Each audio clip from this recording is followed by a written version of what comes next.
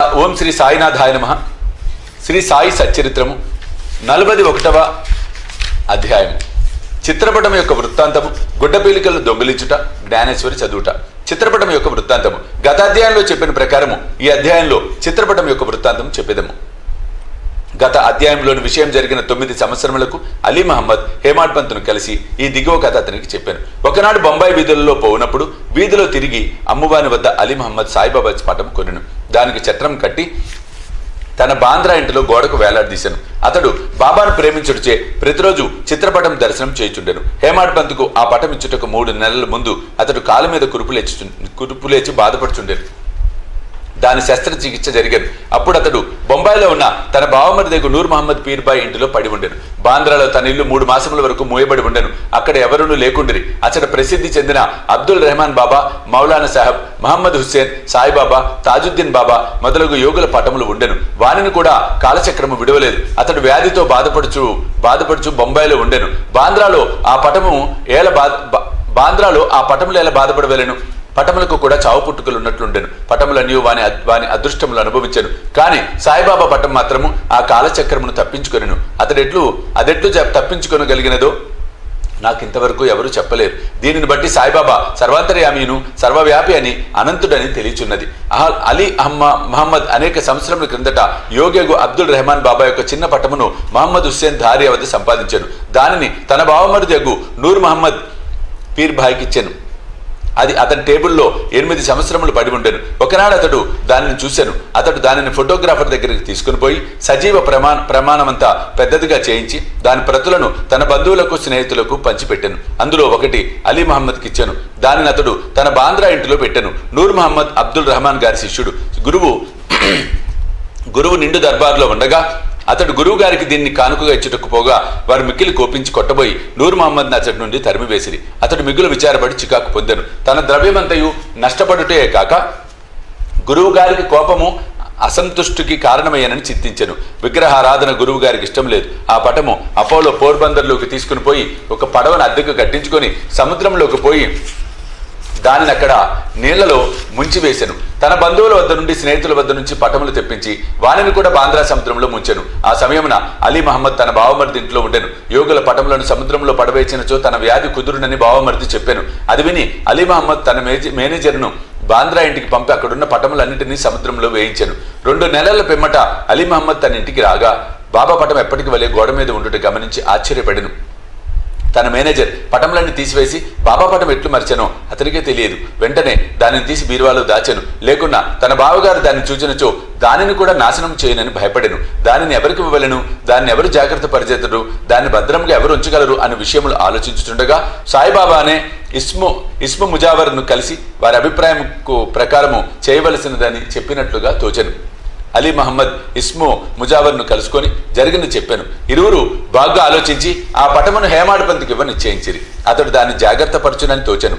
ఇద్దరు హేమాడ్ పంత్ వద్దకు పోయి సరైన కాలంలో దానిని బహుకరించిరి.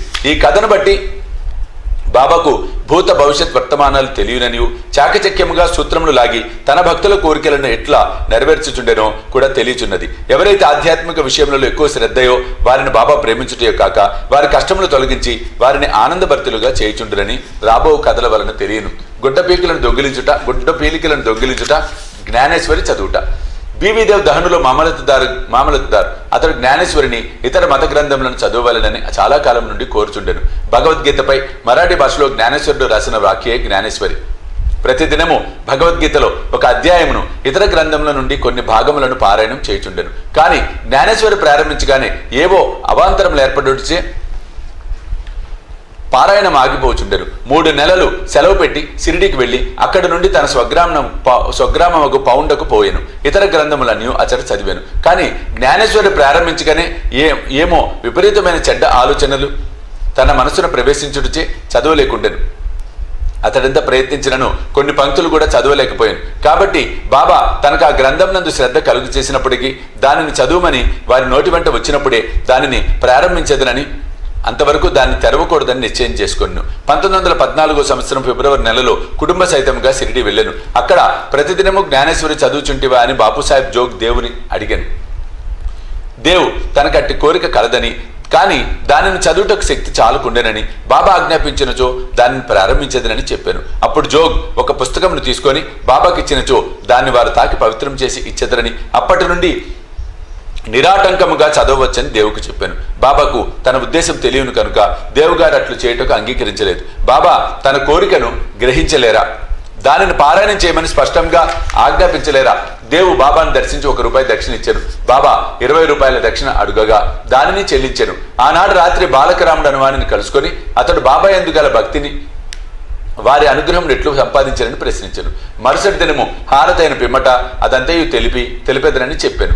ఆ మరుసటి దినము దర్శనం కొరకు దేవు వెళ్ళగా బాబా అతనిని ₹20 దక్షిణ ఇమ్మనను. వెంటనే దేవు దానిని చెల్లించెను. మసీదు నుండా జనులు నిండి ఉండుడిచే దేవు ఒక మూలకు పోయి కూర్చుండెను. బాబా అతనిని పిలిచి శాంతముగా తన దగ్గర కూర్చొనమనెను. దేవు అట్లే చేశాను. మధ్యాహ్న హారతి పిమ్మట భక్తులందరూ పోయిన తర్వాత దేవు బాలకరామును చూచి అతని పూర్వ వృత్తాంతంతో పాటు బాబా అతనికి ఏమి చెప్పానో ధ్యానం ఎట్లు నేర్పిరో అని అడుగగా బాలకరాముడు వివరములు చెప్పుటకు సిద్ధపడెను. అంతలో బాబా చంద్రు అని కుష్ఠరోగ భక్తుడిని పంపి దేవుని తీసుకుని రమ్మని చెప్పాను. దేవు బాబా వద్దకు పోగా ఎవరితో ఏమి మాట్లాడుచుంటివి అని బాబా అడిగాను. బాలకరాముడితో మాట్లాడుచుంటునని, బాబా కీర్తి వినుచుంటునని అతడు చెప్పాను. తిరిగి బాబా ₹25 దక్షిణ అడిగాను. వెంటనే దేవు సంతోషంతో దక్షిణ చెల్లించాను. అతనిని బాబా లోపలికి తీసుకుపోయి స్తంభం వద్ద కూర్చుండి నా గుడ్డ పీలికలను నాకు తెలియకుండా దొంగిలించుచుంటు వేళ అనెను. దేవు తనకు ఆ గుడ్డ పీలికల గురించి తెలియదనెను. బాబా అతనిని వెతకమనెను. అతడు వెతికెను, కానీ అచ్చటి ఏమీ దొరకలేదు. బాబా కోపముతో ఇట్లనెను, ఇక్కడ ఇంకెవరూ లేరు, నీవొక్కడివే దొంగవు. ముసలితనము చే వెంట్రుకలు పండినప్పటికీ ఇచ్చటకు దొంగిలించుటకు వచ్చితివా అని కోపగించాను. బాబా మతి చెడిన వాళ్ళని వల్ల తిట్టి కోపగించి చివాట్లు పెట్టాను. దేవు నిశ్శబ్దంగా కూర్చుండాను. దేవు తాను సటకా దెబ్బలు కూడా తినునేమో అనుకోనేను. 1 గంట తర్వాత బాబా అతనిని వాడకు వెళ్ళమనెను. దేవ్ అతడికేగి జరిగినదంతయు జోగుకు బాలకరాముకు చెప్పాను. సాయంకాలం అందరినీ రమ్మని బాబా కబురు పంపాను. ముఖ్యంగా దేవుడిని రమ్మనెను. నా మాటలు వృద్ధుని బాధించి ఉండవచ్చు గాని అతడు దొంగిలించుడిచే నేనట్లు పలకవలసి వచ్చాను అని బాబా అడాను. తిరిగి ₹12 అడిగాను. దేవు దానిని వసూలు చేసి చెల్లించి సాష్టాంగ నమస్కారం చేశాను. బాబా ఇట్లనెను, ప్రతిరోజు జ్ఞానేశ్వరిని చదువుము, పోయి వాడలో కూర్చుండుము. ప్రతినిత్యము కొంచెమైనను క్రమము తప్పక చదువుము.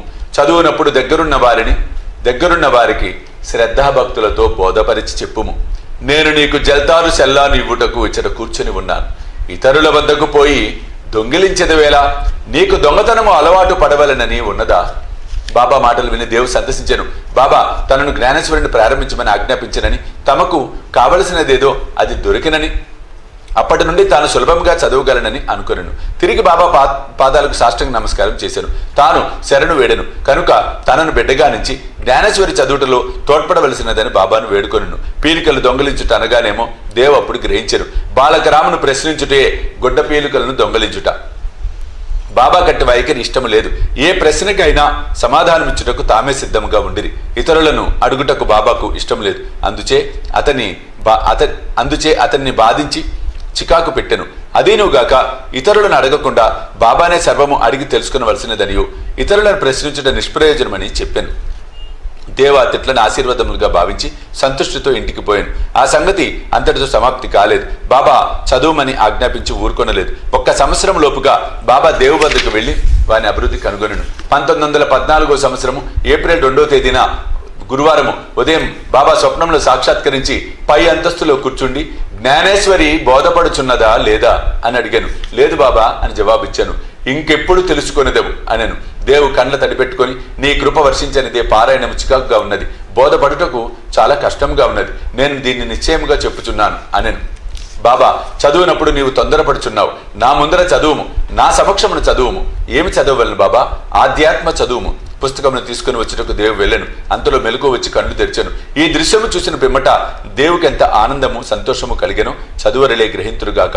41వ అధ్యాయం సంపూర్ణము. సద్గురు శ్రీ సాయినాథ అర్పణమస్తు. శుభం భవతు.